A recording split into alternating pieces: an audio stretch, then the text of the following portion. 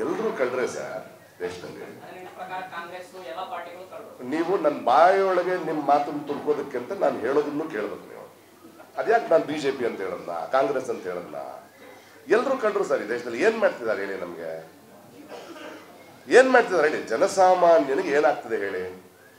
ಒಂದ ಜಾತಿಯಿಂದ ವಿಂಗಡಿಸ್ತಾರೆ, ದುಡ್ಡಿಂದ ವಿಂಗಡಿಸ್ತಾರೆ. 5 ವರ್ಷಕ್ಕೊಂದ್ಸಲ ಏನ್ ಮಾಡ್ತಿದ್ದಾರೆ ಹೇಳಿ ನಾವು?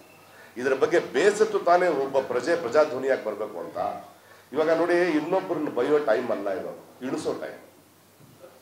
ಬೈತಾ ಬೈತಾ ಬೈತಾ we are just wasting our energies. And ನಮ್ಮಲ್ಲಿಬ್ಬರ ಮಧ್ಯೆ ಜಗಳ, ನೀನು ಅವನೊಂದು ಇದೆಯಂತೆ ಇವನೊಂದಿದೆ ಅಂತ, ಎಲ್ಲರೂ ಒಬ್ಬರೇ ಏನ್ ಮಾಡೋಕ್ಕಾಗತ್ತೆ ದೇಶದಲ್ಲಿ? So let us come together. ಯಾರ್ರಿ ಒಬ್ರೆ?